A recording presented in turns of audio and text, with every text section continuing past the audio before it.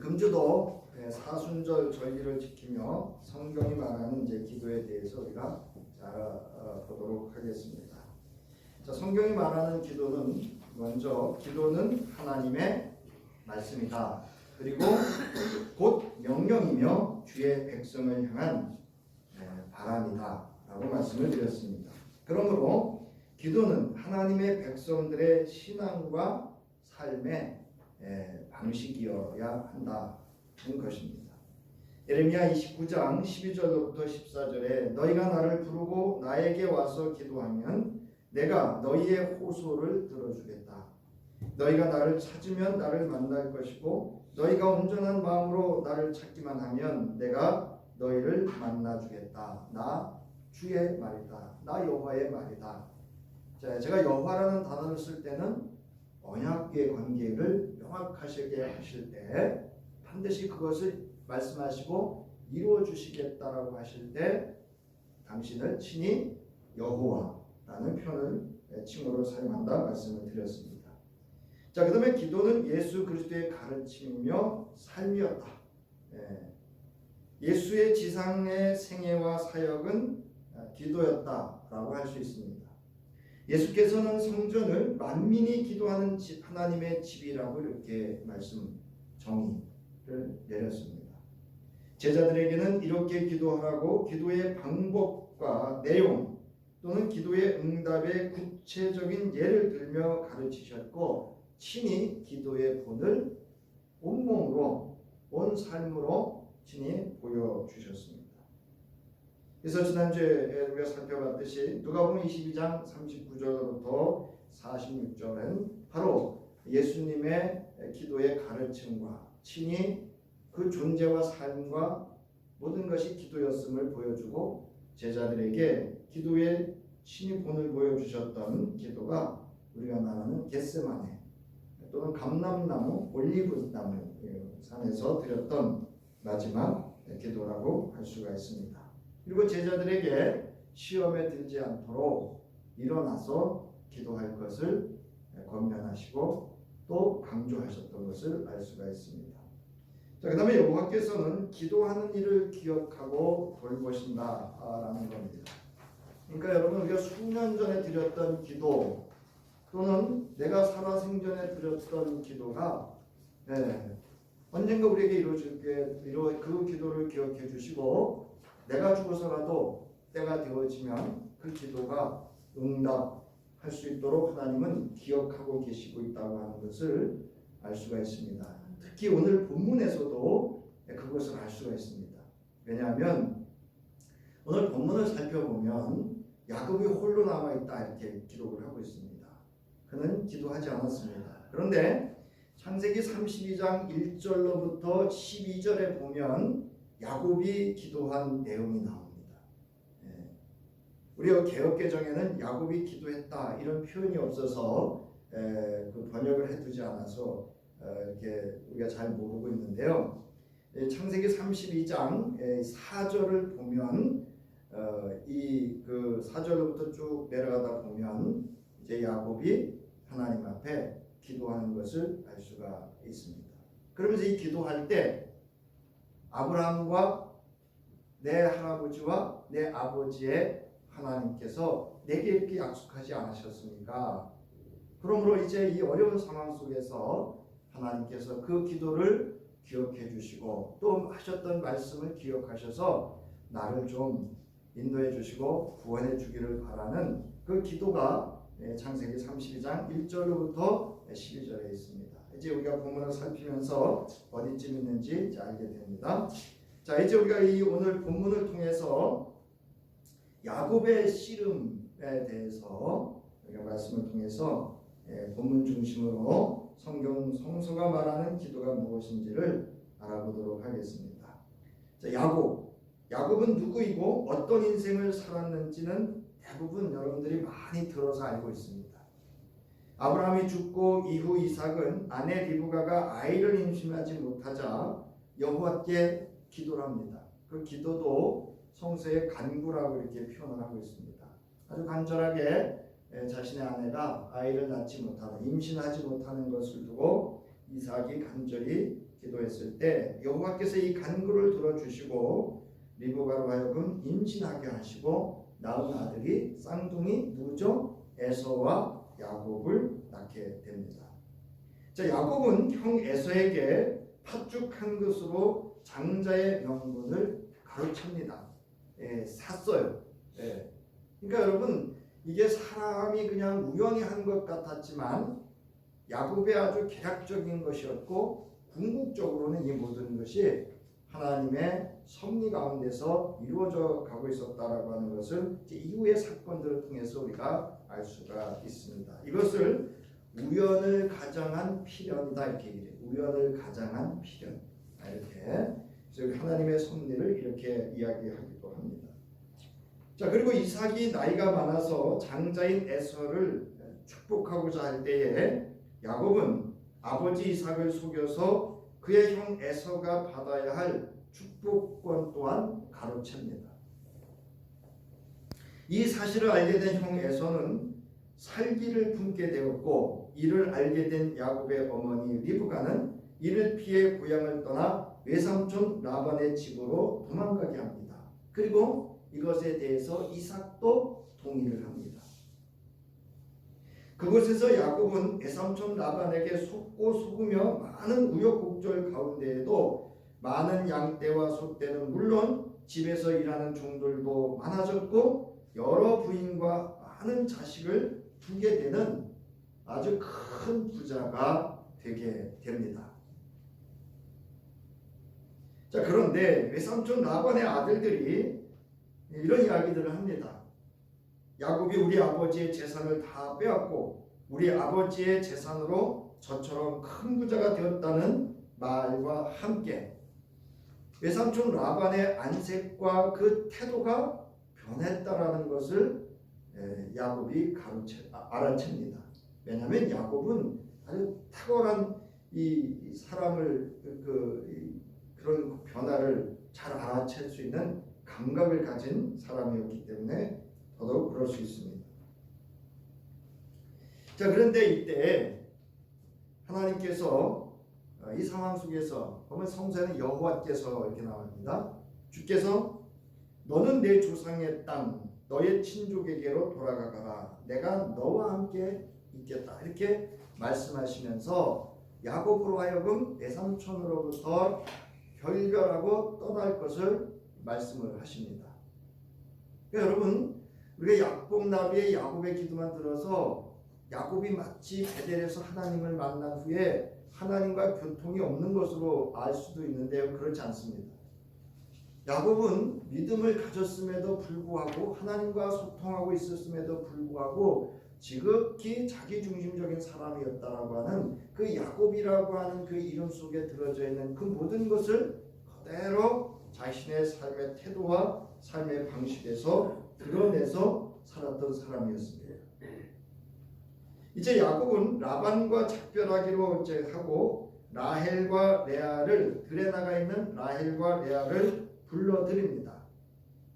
얼마나 이 야곱이요 경제적인 관념이 경제와 경영에 탁월함이 있었냐면 이 라헬과 레알도 들에 나가 있었어요. 왜? 가축들을 치기 위해서.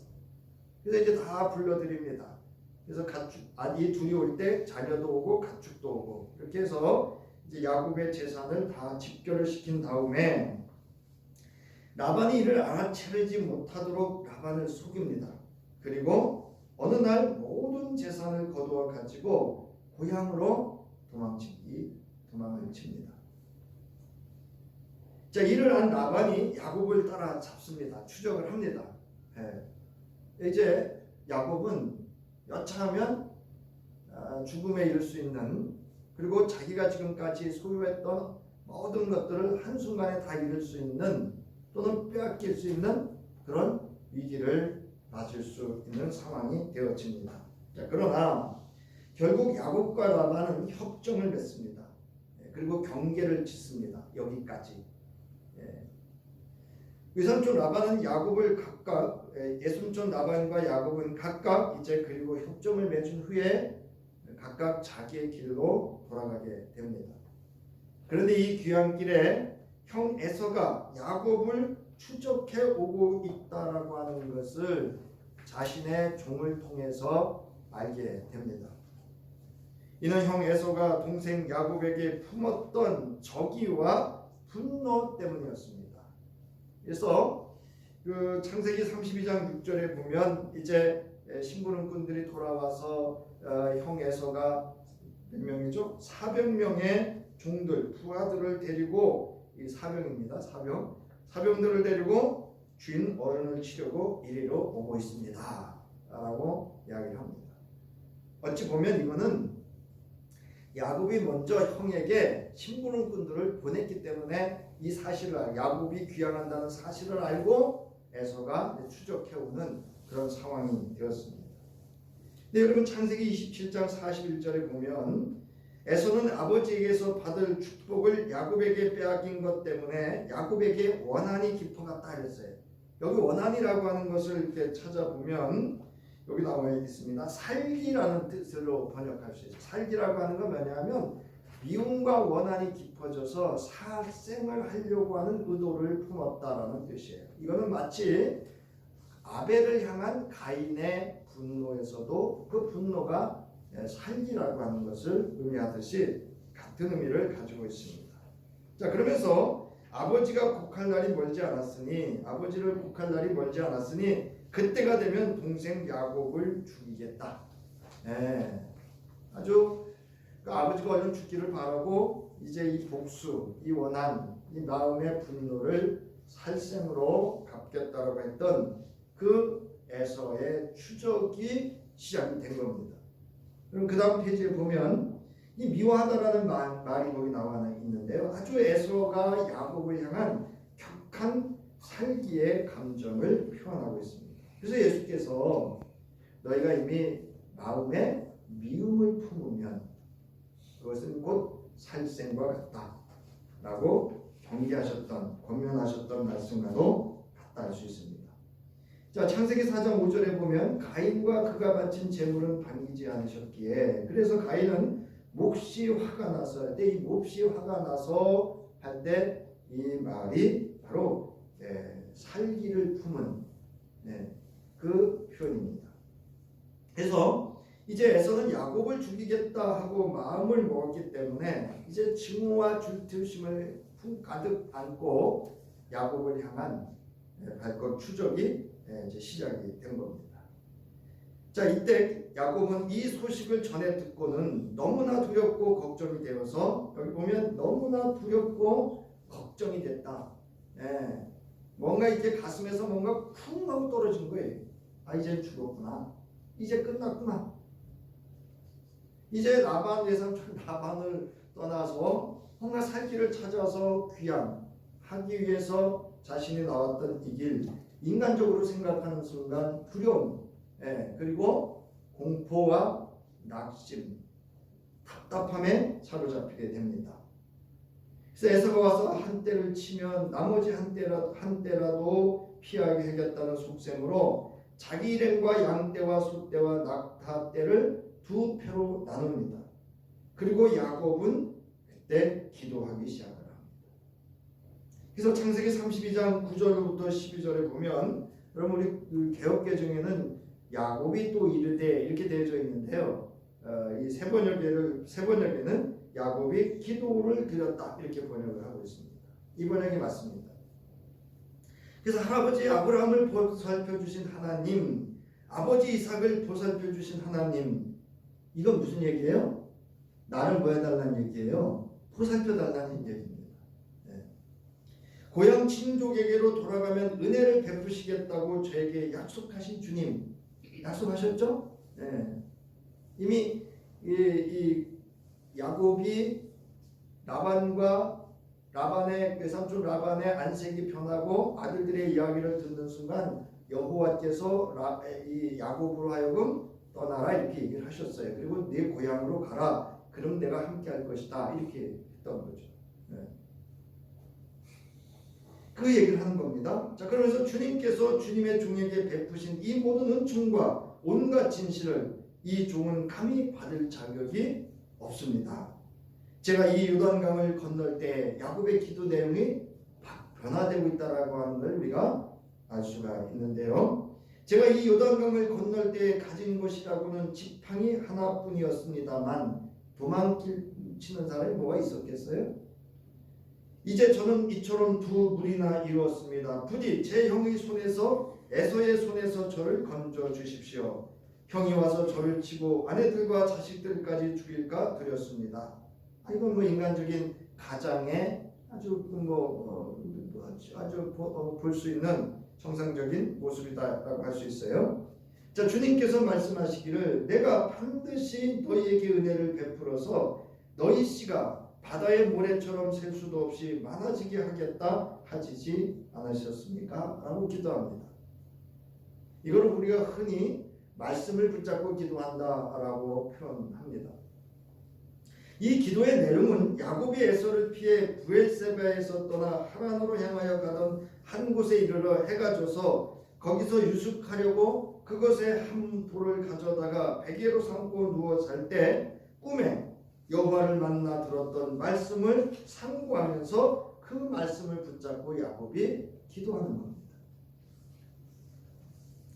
그래서 이 창세기 28장 우리가 말하는 베델에서 하나님은 야곱에게 반드시 너희 아브라함과 이삭에게 약속했던 그 약속을 너를 통해서도 반드시 이루어질 것이다라고 하셨던 말씀을 하셨던 것을 야곱이 상고하고 이제 기도하고 있는 겁니다. 자, 이렇게 밤기도를 하는 가운데 야곱은 에서의 마음을 얻기 위하여 자기가 가진 것 가운데서 형 에서에게 줄 선물을 따로 골라냅니다. 그러니까 이제 우리가 이제 그 예수님 말씀하시나는 구하고 찾고 두드려라. 그러니까 예수님께서 구약의 성서에서 기도를 아주 그렇게 요약해서 잘 말씀을 하신 거예요. 구하는 것이고 찾는 것이고 두드리는 것이 오늘 야곱의 기도 속에서 우리가 또한 볼 수가 있습니다. 자, 그리고 이것들을 몇 대로 나눕니다. 네 대로 나눠요. 처음에는 두 패로 나눴다가 처음에는 이제 그 다음 네 대로 나눕니다. 그래서 자기 종들을 먼저 보내면서 부탁하기를 나의 형 에서가 너를 만나서 내가 네 집 사람이며 어디로 가는 길이며 내가 끌고 가는 이 짐승들이 다 누구의 것이냐고 묻거든 너는 그에게 이것은 모두 주인의 종 에서를 뭐라고 불러요? 주인이라고 부릅니다. 그러니까 절대권이 있다는 거예요. 당신이 이것에 관해서 어떠한 선택과 결정을 해도 받아들이겠다라고 하는 호칭입니다.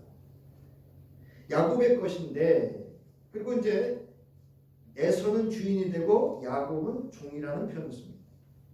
야곱이 그 형님 에서께 드리는 선물입니다. 야곱은 우리 뒤에 옵니다라고 말하여라 합니다. 그래서 네 때에게 다 이야기를 동일한 이야기를 합니다. 자, 야곱이 이렇게 지시하는 것은 자기가 미리 여러 차례 보낸 선물들이 그 형 에서의 분노를 서서히 풀어주고 마침내 서로 만날 때에는 형이 자기를 반가이 맞아주리라고 생각하였기 때문일 것입니다. 또 그렇게 되기를 바라서일 것입니다. 이렇게 야곱은 선물을 또는 예물을 실은 때를 거리를 두어 가도록 하여 여기서 우리는 선물과 예물이 같은 단어가 같은 의미로 사용되어졌는데요. 야곱이 준비해서 형 에서에게 보낸 것은 제물로도 드릴 수 있는 그런 선물이랍니다. 그래서 예물로도 번역을 할 수 있다 이렇게 주석가들이 이야기를 하기도 합니다. 아무튼 자, 예물을 실은 때를 거리를 두어서 가도록 하여 자기의 종들을 앞세워 보내고 자기는 그날 밤에 자기 가족들과 장막에 머뭅니다. 자, 그런데 야곱은 그 밤에 일어나서 두 아내와 두 여종과 11아들을 데리고 약복나루를 건넙니다. 야곱은 이렇게 식구들을 인도하여 개울을 건너 보냈고 자기에게 딸린 모든 소유도 건네 보내고 난 다음에 뒤에 홀로 남았습니다. 여기가 약복나루입니다. 그래서 이 약복나루는 요단강으로 들어가는 그런 줄기죠. 냇가죠. 근데 이 물이 아주 맑고 깊고 아주 좋다고 합니다. 그래서 이 물은 결국 요단강을 거쳐서 갈릴리 호수로 들어간다고 합니다. 그때 어떤 이가 나타나 야곱을 붙잡습니다. 그리고 동이 틀 때까지, 날이 셀 때까지 야곱과 씨름을 합니다. 여러분, 이 야곱이 이 사람을 붙들고 씨름한 게 아니고요. 그 찾아온 사람이 여긴 그라 그랬어요. 누구라고 표현을 안 하고 있습니다. 그가 야곱을 붙잡고 씨름을 하고 있는 겁니다. 그래서 여기 씨름하다라고 하는 것은 그가 맞붙어 싸웠다라는 뜻이에요. 그래서 이 아바크라고 하는 씨름하다라는 의미는 땅에 먼지가 일어날 정도의 격렬한 몸싸움을 의미하는 단어입니다.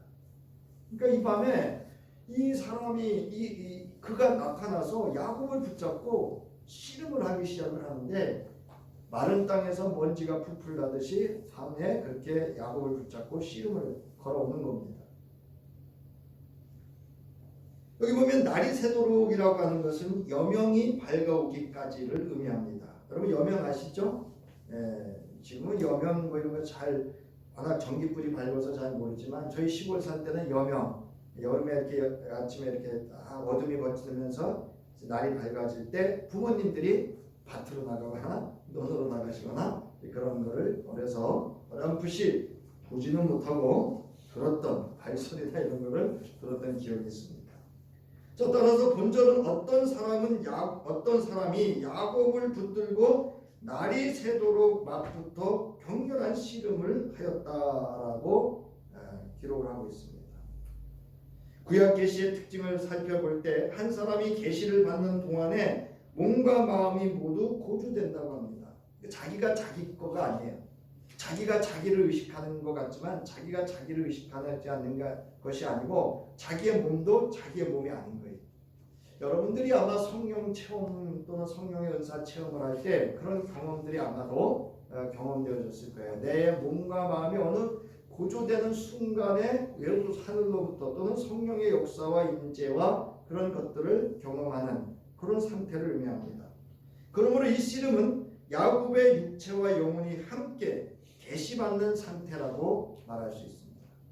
그래서 여기는 그냥 이렇게 뭐 육체적인 씨름인 것 같지만, 사실은 그것도 그런 의미도 있지만, 마치 하나님께서 욥을 찾아오셔서 네가 나 알아? 라고 하시면서 말씀하시는 그 내용들이 욥기서 38장부터 42장 초반까지 있거든요.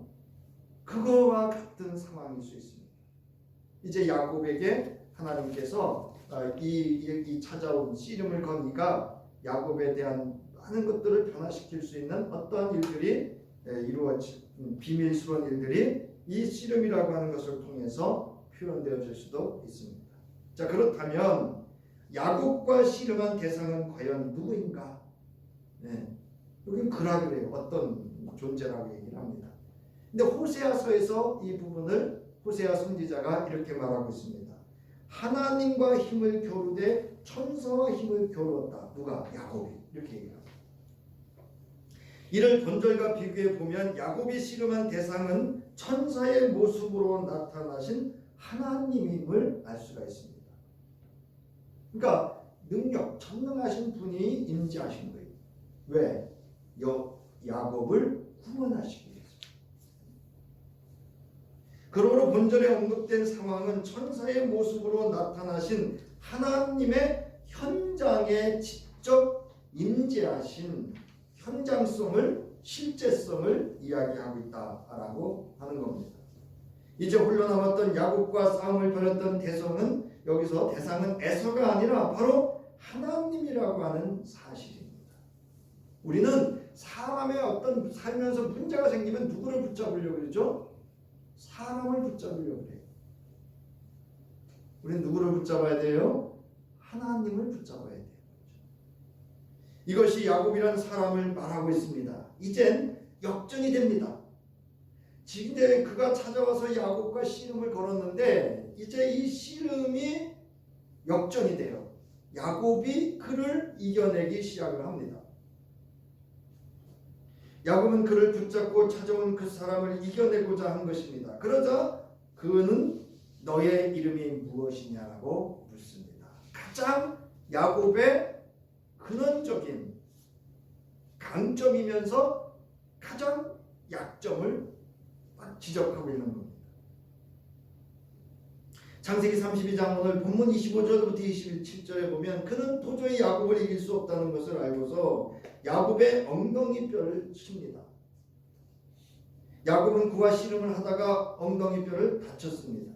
그가 날이 새려고 하니 놓아달라고 하였지만 야곱은 자기에게 축복해 주지 않으면 보내지 않겠다고 뭐라고 했어요? 때를 쓴다 이렇게 기록하고 있습니다. 그러자 그가 야곱에게 물었습니다. 너의 이름이 무엇이냐? 야곱이 대답합니다. 야곱입니다. 그 사람이 말합니다.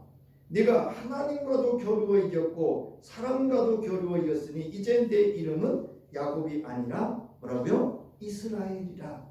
그래서 이스라엘이라는 뜻이 뭐냐면요, 하나님도 이겼고 사람들도 이겼다, 그 뜻이 이스라엘입니다. 엘은 하나님이라는 신이라는 뜻이에요. 자, 이들은 그 사람의 이름은 그 사람의 존재와 그 속성, 즉 그 사람이 어떠한 사람인지를 의미하고 있습니다. 누군가가요, 제 후배가 그런 후배가 있는데요, 누구 이름을 딱 대잖아요. 남궁만 그러면 남궁만에 대해서 다 이야기합니다. 어느 학교를 나가고 그 사람 어디서 목회를 하고 있고 그 사람 성향은 어떻고 교회 형편은 어떻고 쫙 얘기를 합니다. 그러니까 그 사람은 그 이름 하나로 그게 모든 것이 다 거기에 들어져 있는 겁니다.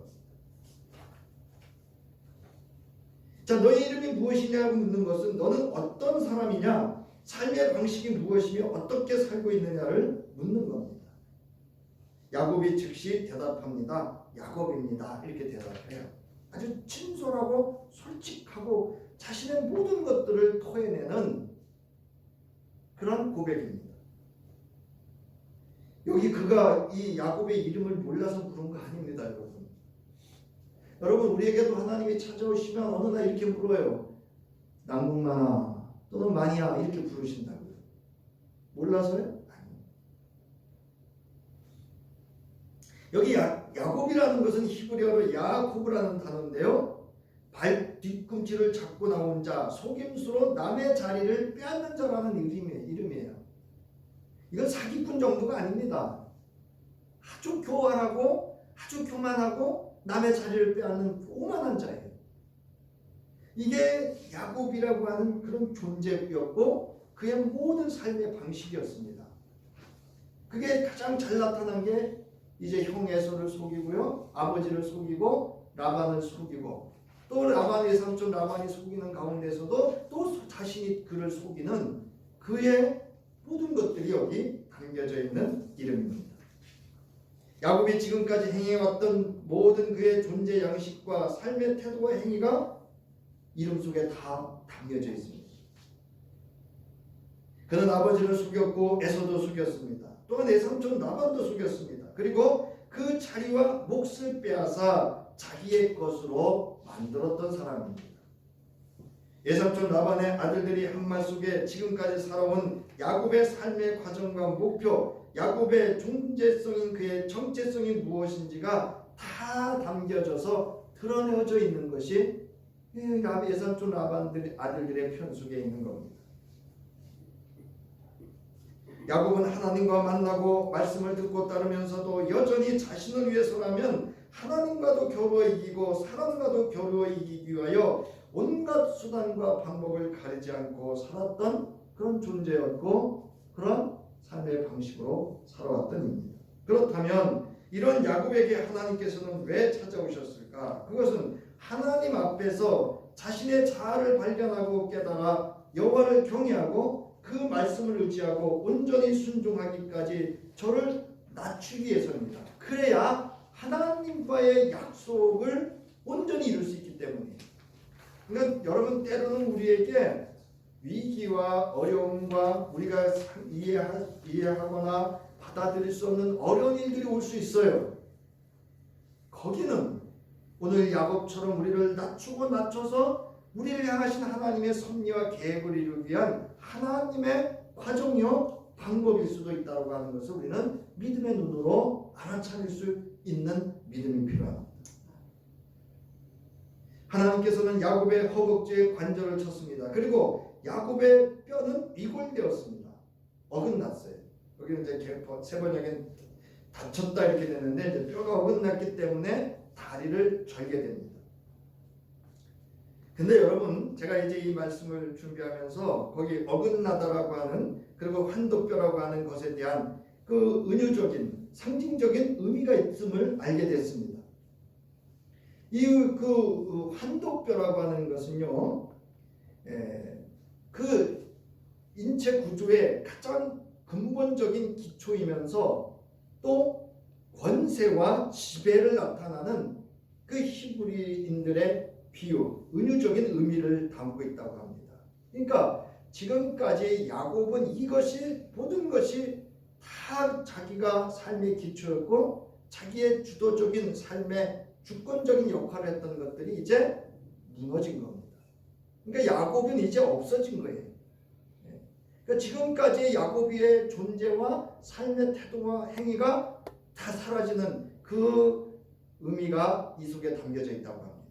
이제 야곱의 변화와 그리고 야곱이 복을 받습니다. 자, 하나님께서 날이 새려고 하니 놓아달라고 하였지만 야곱은 자기에게 축복해 주지 않으면 내가 결코 당신을 보내지 않겠다고 때를 씁니다. 아주 로라고 하는 히브리 단어는 강한 부정이에요. 절대라고 하는 거예요. 이것이 야곱의 본능적 근성이 작동하는 것임을 알 수가 있는데요. 자, 그러자 그가 야곱에게 묻습니다. 너의 이름이 무엇이냐? 이제 내 이름은 야곱이 아니라 뭐라고요? 이스라엘이라 부를 것이다. 누가 이름을 지어줬죠? 그전에는 이삭이 야곱의 아버지가 이 야곱이라고 이름을 지어줬어요. 그러나 이제는 하나님께서 이름을 주어줬어요. 부여하셨어요. 그러면 이제부터는 이 모든 야곱에 대한 모든 주권과 모든 것에 대한 책임은 누구한테 있어요? 이름을 부여하신 하나님께 있습니다. 그래서 여러분, 내가 너와 함께 하겠다라고 하는 이 말씀은요, 내가 모든 주권과 책임이 나에게 있다라고 하는 하나님의 말씀이에요. 이제 이것이 야곱이 받은 복입니다. 여기서 쓰는 복이 뭐냐면 바로 바라크라고 하는 단어를 씁니다. 이는 이제부터 야곱은 이전의 야곱으로 존재하고 살아가는 것이 아니라 자신에게 새로운 이름을 부여한 이를 경외하고 그의 말씀과 뜻을 따라 살아가야 하는 새로운 존재로, 새로운 삶의 방식으로 살아가야 함을 의미합니다. 이제까지는 야곱은 자신의 육신의 잣대, 자신의 소견대로 하나님을 알려고 했습니다. 여러분, 고린도후서 5장 17절만 우리가 알고 있는데요. 고린도후서 5장 16절을 보면 이렇게 되어 있습니다. 그러므로 이제부터 우리는 아무도 육신의 잣대로 알려고 하지 않습니다. 전에는 우리가 육신의 잣대로 그리스도를 알았지만 이제는 그렇지 않습니다. 여러분, 우리가 예수 그리스도를요, 육신의 잣대로 알려고 하는 사람들이 있어요. 그건 온전한 신앙이라 할 수 없습니다. 온전한 신앙은요, 하나님으로부터 하나님을 알아가야 되는 겁니다. 그리스도로부터 그리스도를 알아가는 데 있습니다. 그러면서 누구든지 그리스도 안에 있으면 그는 새로운 피조물입니다. 옛것은 지나갔습니다. 보십시오, 새것이 되었습니다. 야곱, 옛것은 지나가고 새것, 이스라엘이 되었습니다. 이 모든 것은 하나님에게서 났습니다. 하나님께서는 그리스도를 내세우셔서 우리를 자기와 화해하게 하시고 또 우리에게 화해의 직분을 맡겨주셨습니다. 이게 오늘 고린도후서 5장 16절부터 18절의 말씀이 오늘 야곱에게 그대로 적용되는 말씀입니다. 왜냐하면 그 전까지는 자신의 잣대, 육신의 잣대로 야곱이 하나님을 알았어요.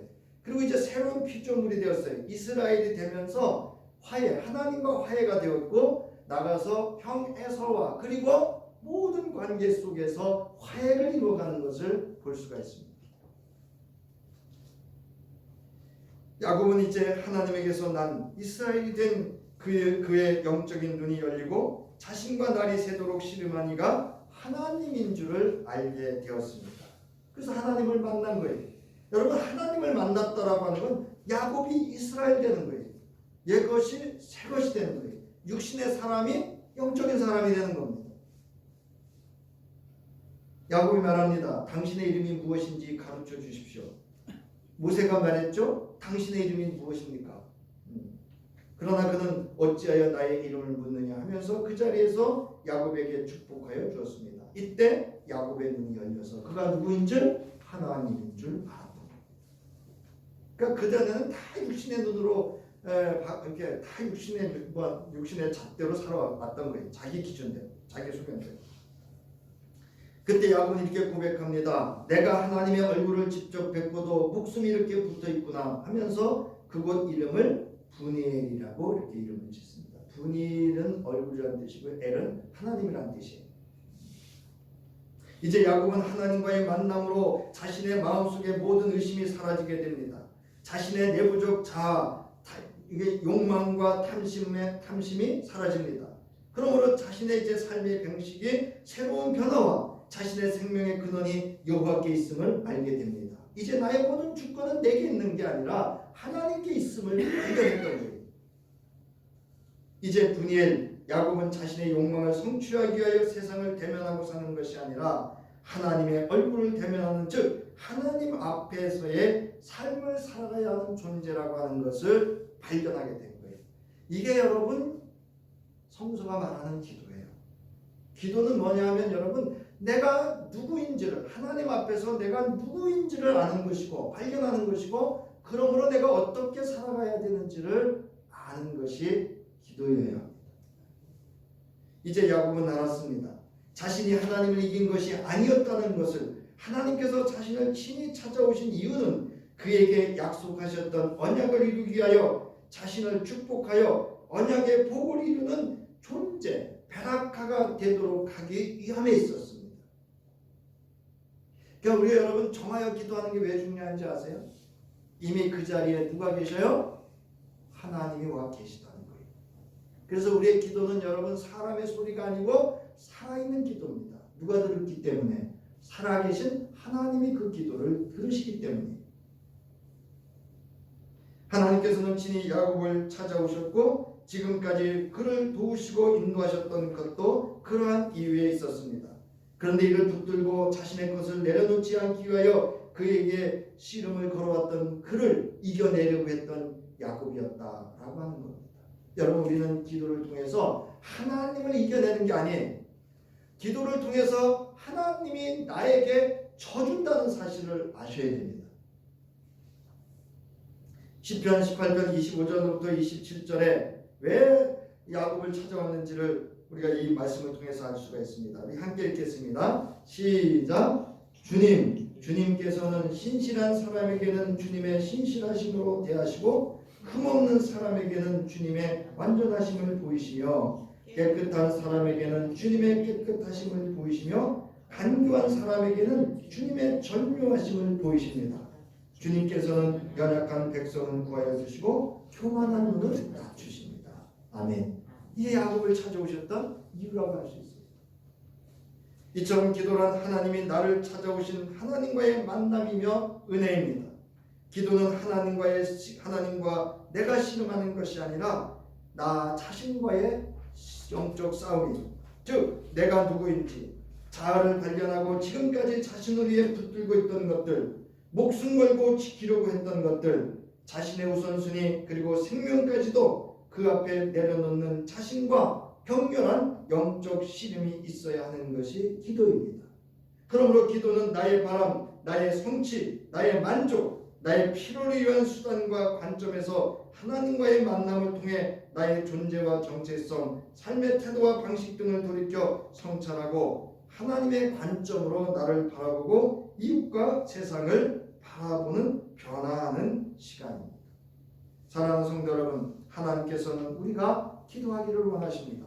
왜냐하면 하나님의 복을 받아 하나님의 복된 사람, 복의 근원이 되기를 바라기 때문입니다. 하나님께서는 야곱의 영적 눈을 열어 세상과 사람을 하나님의 눈으로 이웃과 세상을 바라보게 하셨습니다. 자신의 생명과 모든 삶의 과정도 이제 하나님의 눈으로 바라보게 하셨어요. 제가 앞서서 광고 시간에 말씀드렸던 게 그거예요. 이제는 여러분 나의 눈으로 나를 보지 마세요. 세상의 눈으로 나를 보지 마세요. 하나님이 바라보는 눈으로 하나님의 눈으로 나를 바라볼 수 있기를 주의 이름으로 축원합니다. 여러분 얼마나 귀한 존재인데요. 하나님 보실 때. 야곱이 브니엘을 지날 때 해가 솟아올라서 그를 비췄다고 합니다.